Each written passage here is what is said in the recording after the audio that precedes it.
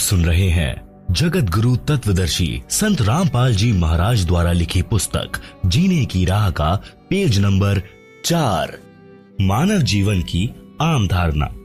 जब तक यथार्थ आध्यात्मिक ज्ञान नहीं होता तो जन साधारण की धारणा होती है कि बड़ा होकर पढ़ लिख कर अपने निर्वाह की खोज करके विवाह कराकर परिवार पोषण करेंगे, बच्चों को उच्च शिक्षा तक पढ़ाएंगे, फिर उनको रोजगार मिल जाए उनका विवाह करेंगे, परमात्मा संतान को संतान दे, फिर हमारा कर्तव्य पूरा हुआ। कई बार गांव या गवांड यानी पड़ोसी गांव के वृद्ध इकट्ठे होते तो आपस में कुशल मंगल जानते। तो एक ने कहा कि परमात्मा की कृपा से 2 लड़के तथा 2 लड़की हैं, कठिन परिश्रम करके पाला पोसा तथा पढ़ाया, विवाह कर दिया, सब के सब बेटा बेटियों वाले हैं, मेरा कार्य पूर्ण हुआ, 75 वर्ष का हो गया हूँ, अब बेशक मौत हो जाए, मेरा जीवन सफल हुआ, वंश बेल चल पड़ी, संसार में नाम रहेगा। इसका विवेचन उपरोक्त प्रसंग में जो भी प्राप्त हुआ वह पूर्व निर्धारित संस्कार ही प्राप्त हुआ, नया कुछ नहीं मिला।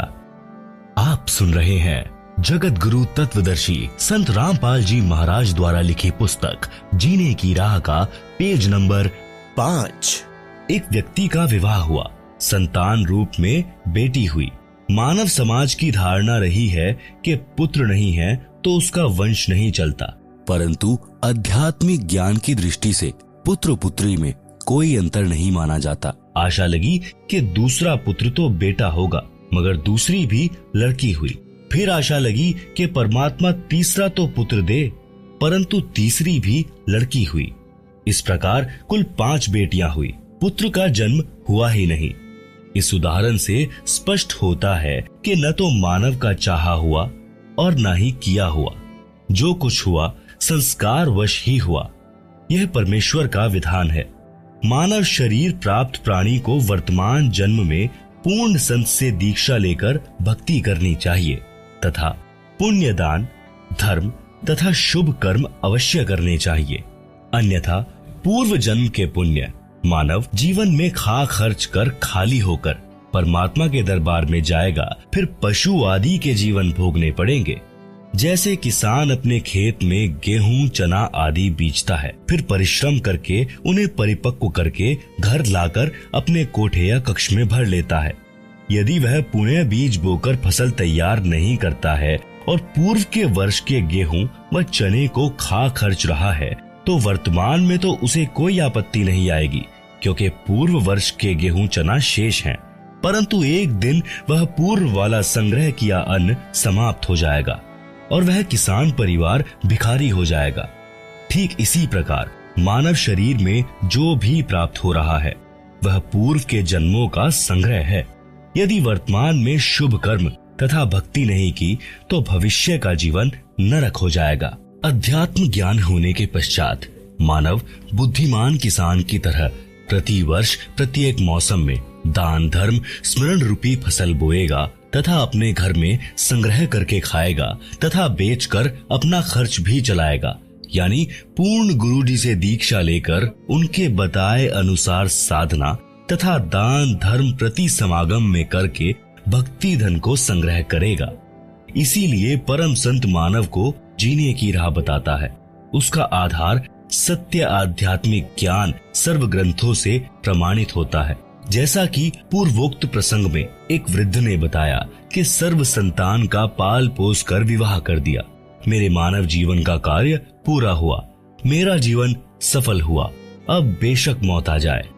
विचारणीय विषय है कि उसने तो पूर्व का जमा ही खर्च कर दिया, भविष्य के लिए कुछ नहीं किया, जिस कारण से उस व्यक्ति का मानव जीवन व्यर्थ गया।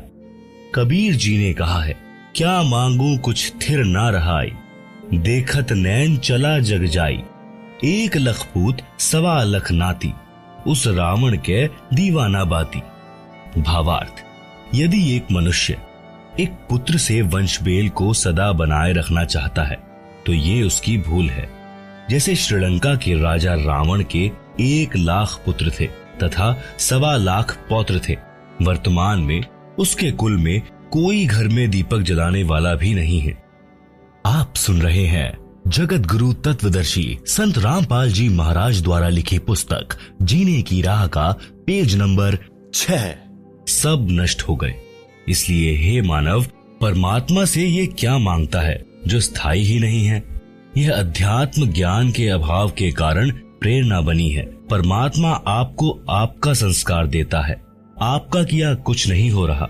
उस वृद्ध की बात को माने कि पुत्र के होने से, वंश वृद्धि होने से संसार में नाम बना रहता है। एक गांव में प्रारंभ में 4 या 5 व्यक्ति थे। उनके वंश के सैकड़ों परिवार बने हैं। उनका वंश चल रहा है, उनका संसार में नाम भी चल रहा है। परंतु शास्त्रोक्त विधि से भक्ति न करने के कारण परमात्मा के विधानानुसार वह भला पुरुष कहीं गधा बनकर कष्ट उठा रहा होगा। वहां पर गधे के वंश की वृद्धि करके, फिर कुत्ते का जन्म प्राप्त करके, वहां उस कुल की वृद्धि करके, अन्य प्राणियों के शरीर प्राप्त करके असंख्यों जन्म कष्ट उठाएगा। भावार्थ है कि मानव जीवन प्राप्त प्राणी को चाहिए कि सांसारिक कर्तव्य कर्म करते करते आत्म कल्याण का कार्य भी करे, जिस कारण से परिवार से आने वाली पूर्व पाप की मार भी टलेगी, परिवार खुशहाल रहेगा। अन्यथा शुभ अशुभ दोनों कर्मों का फल भोगने से कभी सुख तथा कभी दुख का कहर भी झेलना पड़ता है। एक समय दास यानी लेखक एक गांव में 3 दिन का सत्संग पाठ कर रहा था। उसी परिवार का एक रिश्तेदार एक 4 वर्ष के लड़के को साथ लिए आया। चर्चा में उसने बताया कि मुझे 4 पुत्र 2 पुत्री संतान रूप में प्राप्त हुई। सबका विवाह कर दिया। मेरे जैसा सुखी हमारे गांव में शायद ही कोई था। फिर ऐसी नौबत आई कि 2 वर्ष में घर उजड़ गया। 2 बेटे मोटरसाइकिल पर ससुराल जा रहे थे। दुर्घटना में भगवान के घर चले गए। उनकी पत्नी भी अन्य गांव में विवाह कर दी। 1 वर्ष पश्चात एक पुत्र को खेत में ट्यूबवेल पर रात्रि में सर्प ने डस लिया, मृत मिला। चौथा इस दुख से हृदयघात से चल बसा। सब बहुएं भी चली गई। पत्नी का मानसिक संतुलन बिगड़ गया। ये लड़का बड़ी लड़की का है जिसके सहारे दिन काट रहा हूँ। बेटी को घर पर रखा है। प्रिय पाठकों से निवेदन है कि विवेक से काम ले और मानव जीवन की सच्ची राह पकड़े। भक्ति अवश्य करें। संतान होना या ना होना ये आपके पूर्व के कर्मों का फल है। यदि संतान को धर्म कर्म का ज्ञान नहीं है तो वह चाहे कितनी ही नेक हो, कभी ना कभी गलती कर ही देगी। वह सब पाप कर्मों के कारण होगा। एक व्यक्ति ने बताया कि मेरा ससुर 4 एकड़ का जाट किसान था। उसने दिन रात मेहनत करके कुल 16 एकड़ जमीन खरीद कर बना ली, यानी 12 एकड़ जमीन और मोल ले ली। 4 लड़के थे और एक लड़की थी। सबकी शादी कर दी। 60 वर्ष की आयु में मेरे ससुर जी को अधरंग मार गया। चारों लड़के भिन्न रहते थे। कुछ दिन बड़े बेटे में रहा, परंतु 6 महीने में ही कपड़ों में बदबू आने लगी। फिर तीसरे नंबर वाले के घर में रहा। कुछ दिन बाद उसने भी हाथ खड़े कर दिए। इसी प्रकार चारों पुत्र सेवा से तंग आ गए। गांव की पंचायत ने मेरे ससुर जी की सेवा कराने के उद्देश्य से 2 एकड़ जमीन उसको अधिक देने का फैसला किया, जो बेटा अपने पिता की सेवा करेगा। आप सुन रहे हैं जगत गुरु तत्वदर्शी संत रामपाल जी महाराज द्वारा लिखी पुस्तक जीने की राह का पेज नंबर 7। इस लालच में छोटे वाले ने सेवा करने की बात मान ली।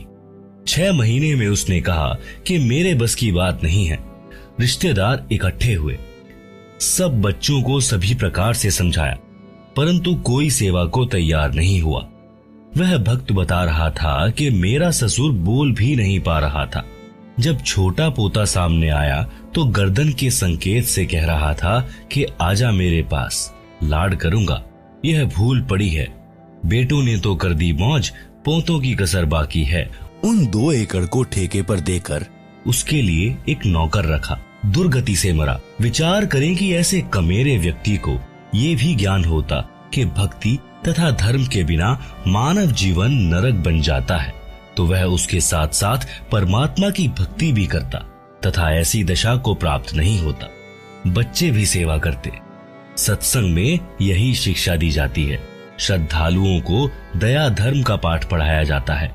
आश्रम में सत्संग के दौरान वृद्ध, रोगी, अपंग, छोटे बच्चों सहित माताएं, बहनें, बेटियां आती हैं। आश्रम में पुराने भक्तों तथा भक्तमतियों की ड्यूटी लगाई जाती है। वे आने वाले वृद्धों, रोगियों तथा अन्य असहायों की सेवा करते हैं।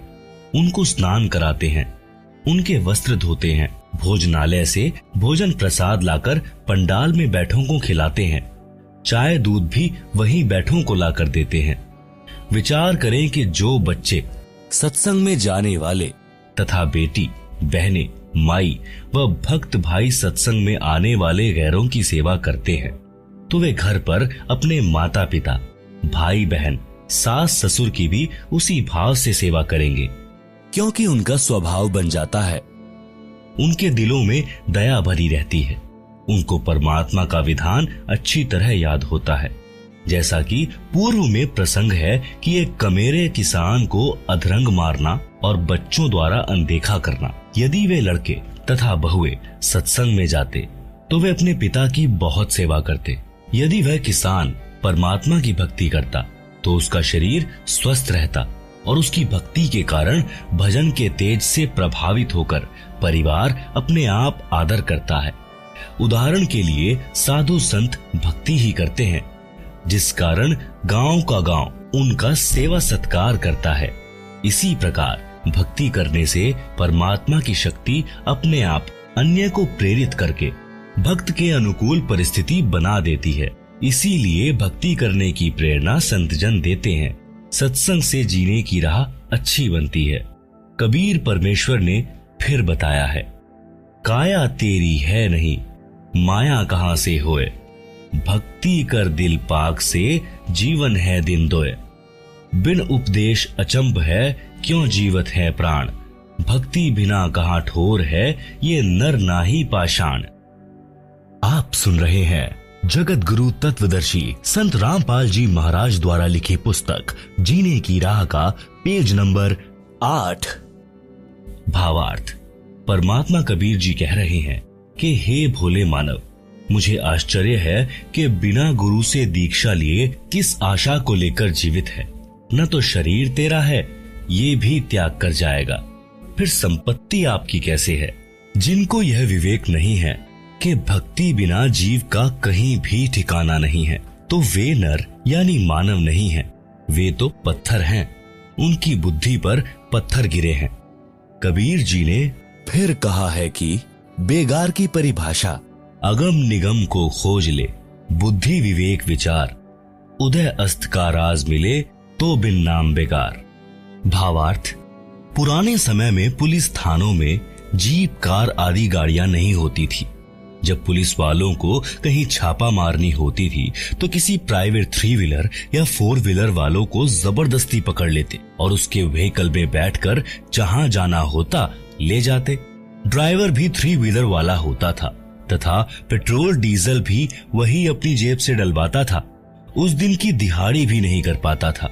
पुलिस वाले उसको सारा दिन इधर उधर घुमाते रहते थे। आम व्यक्ति तो ये विचार करता था कि ये 3 व्हीलर वाला आज तो बहुत ज्यादा कमाई करेगा, सारा दिन चला है, परंतु उसका मन ही जानता था उस दिन उसके साथ क्या बीती होती थी।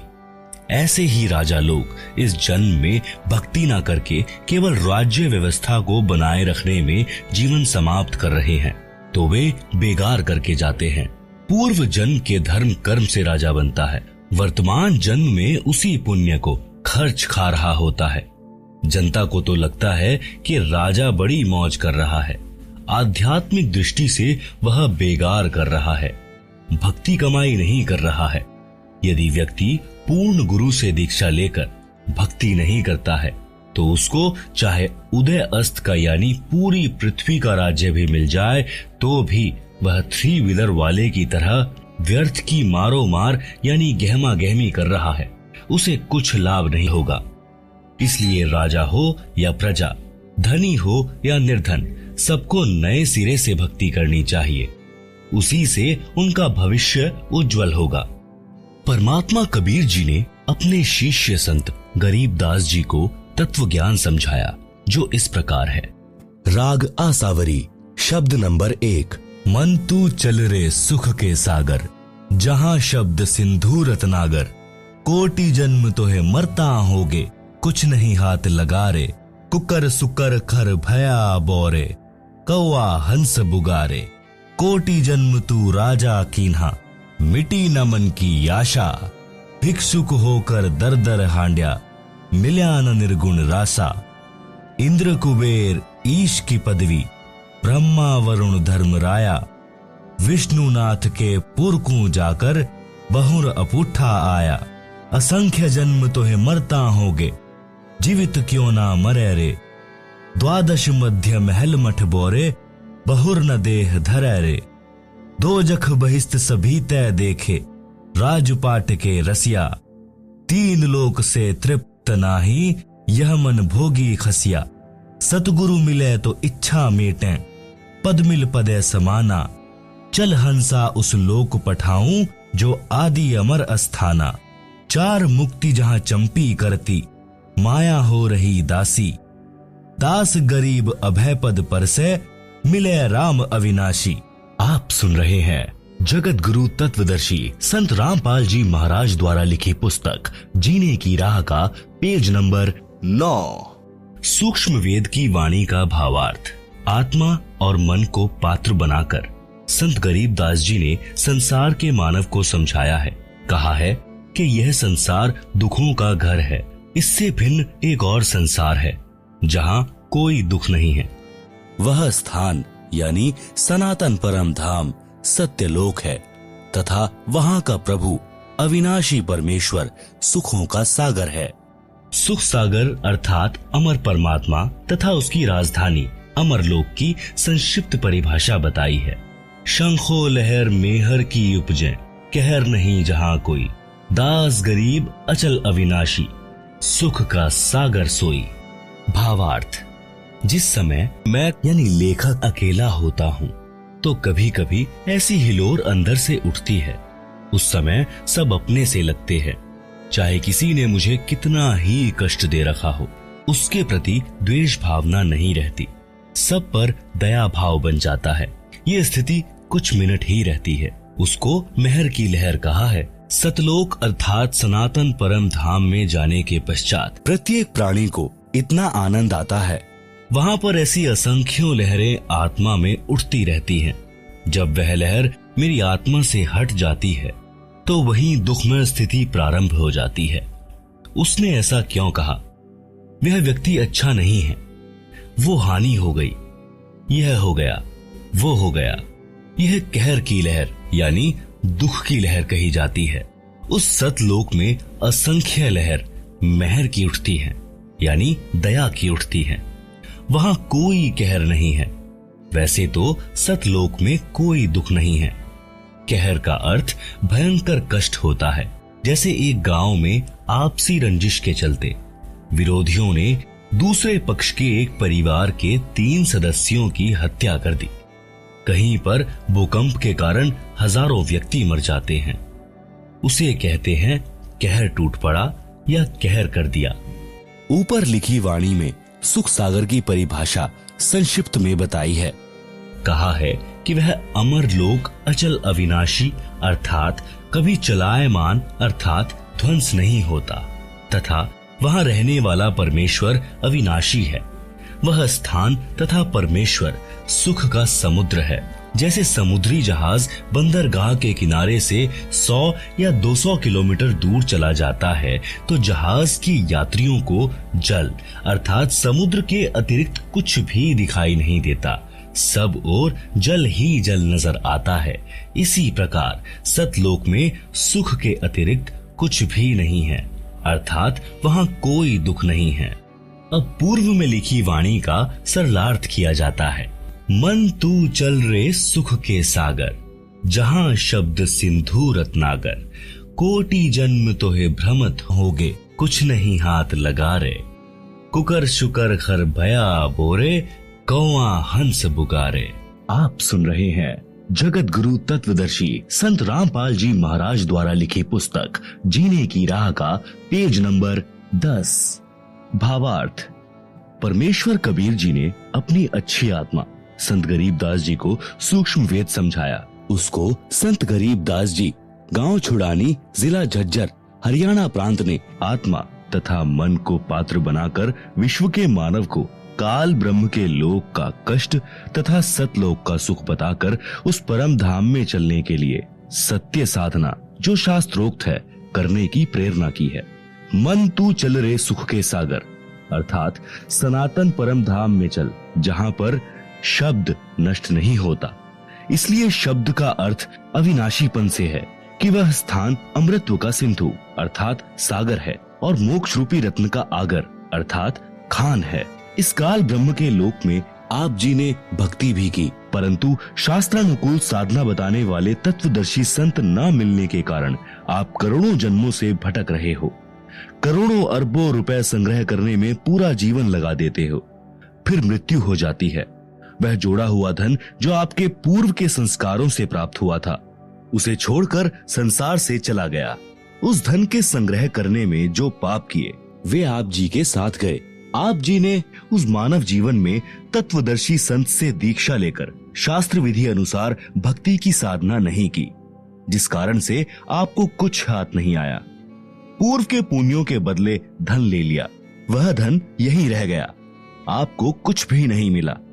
आपको मिले धन संग्रह तथा भक्ति शास्त्रानुकूल न करने के पाप, जिनके कारण आप कुकर यानी कुत्ता, खर यानी गधा, सुकर यानी सुअर, कौवा यानी कि एक पक्षी, हंस एक पक्षी जो केवल सरोवर में मोती खाता है, बुगा बुगला पक्षी आदि आदि की योनियों को प्राप्त करके कष्ट उठाया। कोटि जन्म तू राजा कीन्हा, मिटी न मन की आशा, भिक्षुक होकर दर दर हांड्या, मिलान निर्गुण रासा। सरलार्थ, हे मानव, आप जी ने काल ब्रह्म की कठिन से कठिन साधना की, घर त्याग कर जंगल में निवास किया, फिर गांव व नगर में घर घर के द्वार पर हांड्या अर्थात घूमा। भिक्षा प्राप्ति के लिए जंगल में साधना रत साधक निकट के गांव या शहर में जाता है।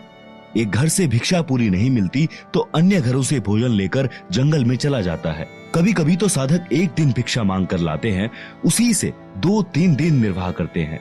रोटियों को पतले कपड़े, रुमाल जैसे कपड़े को छालना कहते हैं। छालने में लपेटकर वृक्ष की टहनियों से बांध देते थे। वे रोटियां सूख जाती हैं, उनको पानी में भिगोकर नरम करके खाते थे। वे प्रतिदिन भिक्षा मांगने जाने में जो समय व्यर्थ होता था, उसकी बचत करके उस समय को काल ब्रह्म की साधना में लगाते थे। आप सुन रहे हैं जगत गुरु तत्वदर्शी संत रामपाल जी महाराज द्वारा लिखित पुस्तक जीने की राह का पेज नंबर 11। भावार्थ है कि जन्म मरण से छुटकारा पाने के लिए अर्थात पूर्ण मोक्ष प्राप्ति के लिए वेदों में वर्णित विधि तथा लोक वेद से घोर तप करते थे। उनको तत्वदर्शी संत न मिलने के कारण निर्गुण रासा अर्थात गुप्त ज्ञान, जिसे तत्व ज्ञान कहते हैं, वह नहीं मिला, क्योंकि यजुर्वेद अध्याय 40 मंत्र 10 में तथा चारों वेदों का सारांश रूप श्रीमद् भगवद गीता अध्याय 4 श्लोक 32 तथा 34 में कहा है कि जो यज्ञों अर्थात धार्मिक अनुष्ठानों का विस्तृत ज्ञान स्वयं सच्चिदानंद घन ब्रह्म अर्थात परम अक्षर ब्रह्म अपने मुख कमल से बोलकर सुनाता है, वह तत्व ज्ञान अर्थात सूक्ष्म वेद है। गीता ज्ञान दाता ब्रह्म ने कहा है कि उस तत्व ज्ञान को तू तत्वज्ञानियों के पास जाकर समझ। उनको दंडवत प्रणाम करने से, नम्रता पूर्वक प्रश्न करने से वे परमात्म तत्व को भली भांति जानने वाले तत्वदर्शी संत तुझे तत्व ज्ञान का उपदेश करेंगे। इससे सिद्ध हुआ कि तत्व ज्ञान न वेदों में है और न ही गीता शास्त्र में। यदि होता तो एक अध्याय और बोल देता, कह देता कि तत्व ज्ञान उस अध्याय में पढ़े। संत गरीबदास जी ने मन के बहाने मानव शरीरधारी प्राणियों को समझाया है कि वह निर्गुण रासा अर्थात तत्व ज्ञान न मिलने के कारण काल ब्रह्म की साधना करके आप करोड़ों जन्मों में राजा बने। फिर भी मन की इच्छा समाप्त नहीं हुई, क्योंकि राजा सोचता है कि स्वर्ग में सुख है, यहाँ राज में कोई सुख चैन नहीं है, शांति नहीं है। निर्गुण रासा का भावार्थ, निर्गुण का अर्थ है कि वह वस्तु तो है परंतु उसका लाभ नहीं मिल रहा। वृक्ष के बीज में फल तथा वृक्ष निर्गुण रूप में है। उस बीज को मिट्टी में बीज कर सिंचाई करके वह सरगुण वस्तु वृक्ष, वृक्ष को फल, प्राप्त की जाती है। यह ज्ञान न होने से आम के फल व छाया से वंचित रह जाते हैं। रासा अर्थात झंझट अर्थात उलझा हुआ कार्य। सूक्ष्म वेद में परमेश्वर कबीर जी ने कहा है, 9 मन यानी 360 किलोग्राम सूत यानी कच्चा धागा। कबीर 9 मन सूत उलझिया, ऋषि रहे झकमार, सतगुरु ऐसा सुलझा दे, उलझे ना दूजी बार। सरलार्थ, परमेश्वर कबीर जी ने कहा है कि अध्यात्म ज्ञान रूपी 9 मन सूत उलझा हुआ है। 1 किलोग्राम उलझे हुए सूत को सीधा करने में 1 दिन से भी अधिक जुलाहों का लग जाता था। यदि सुलझाते समय धागा टूट जाता तो कपड़े में गांठ लग जाती। गांठ गठीले कपड़े को कोई मोल नहीं लेता था।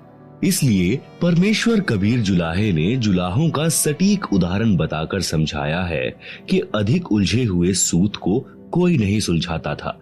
अध्यात्म ज्ञान उसी 9 मन उलझे हुए सूत के समान है, जिसको सद्गुरु अर्थात तत्वदर्शी संत ऐसा सुलझा देगा जो पुनः नहीं उलझेगा। बिना सुलझे अध्यात्म ज्ञान के आधार से अर्थात लोक वेद के अनुसार साधना करके स्वर्ग नरक 84 लाख प्रकार के प्राणियों के जीवन, पृथ्वी पर किसी टुकड़े का राज्य, स्वर्ग का राज्य प्राप्त किया, पुनः फिर जन्म मरण के चक्र में गिरकर कष्ट पर कष्ट उठाया। परंतु काल ब्रह्म की वेदों में वर्णित विधि के अनुसार साधना करने से वह परम शांति तथा सनातन परम धाम प्राप्त नहीं हुआ, जो गीता अध्याय 18 श्लोक 62 में कहा है, और न ही परमेश्वर का वह परम पद प्राप्त हुआ, जहाँ जाने के पश्चात साधक लौटकर संसार में कभी नहीं आते, जो गीता अध्याय 15 श्लोक 4 में कहा है। काल ब्रह्म की साधना से निम्न लाभ होता रहता है। वाणी नंबर 3, इंद्र कुबेर ईश की पदवी, ब्रह्मा वरुण धर्मराया, विष्णुनाथ के पुरकू जाकर बहुर अपूठा आया। आप सुन रहे हैं जगत गुरु तत्वदर्शी संत रामपाल जी महाराज द्वारा लिखित पुस्तक जीने की राह का पेज नंबर 12। सरलार्थ, काल ब्रह्म की साधना करके साधक इंद्र का भी पद प्राप्त कर सकता है। इंद्र स्वर्ग के राजा का पद है। इसको देवराज अर्थात देवताओं का राजा तथा सुरपति भी कहते हैं। यह सिंचाई विभाग अर्थात वर्षा मंत्रालय भी अपने अधीन रखता है। एक प्रश्न, इंद्र की पदवी कैसे प्राप्त होती है? उत्तर, अधिक तप करने से तथा 100 मन घी का प्रयोग करके धर्म यज्ञ करने से एक धर्म यज्ञ संपन्न होती है। ऐसी 100 धर्म यज्ञ निर्विघ्न करने से इंद्र की पदवी साधक प्राप्त करता है। तप या यज्ञ के दौरान यज्ञ या तप की मर्यादा भंग हो जाती है तो नए सिरे से यज्ञ या तप करना पड़ता है। इस प्रकार इंद्र की पदवी प्राप्त होती है। एक और प्रश्न, इंद्र का शासन काल कितना है? मृत्यु उपरांत इंद्र के पद को छोड़कर प्राणी किस योनि को प्राप्त करता है? उत्तर, इंद्र स्वर्ग के राजा के पद पर 72 चौकड़ी अर्थात 72 चतुर्युग तक बना रहता है। एक चतुर्युग में सतयुग, त्रेता युग, द्वापर युग तथा कलयुग का समय होता है, जो 17,28,000 प्लस 12,96,000 प्लस 8,64,000 प्लस 4,32,000 क्रमशः सतयुग प्लस त्रेता युग प्लस द्वापर युग प्लस कलयुग का समय अर्थात 43,20,000 वर्ष का समय एक चतुर्युग में होता है। ऐसे बने 72 चतुर्युग तक वह साधक इंद्र के पद पर स्वर्ग के राजा का सुख भोगता है। एक कल्प अर्थात ब्रह्मा जी के एक दिन में यानी कि जो 1008 चतुर्युग का होता है, 14 जीव इंद्र के पद पर रहकर अपना किया पुण्य कर्म भोगते हैं। इंद्र के पद को भोगकर वे प्राणी गधे का जीवन प्राप्त करते हैं। आप सुन रहे हैं जगत गुरु तत्वदर्शी संत रामपाल जी महाराज द्वारा लिखी पुस्तक जीने की राह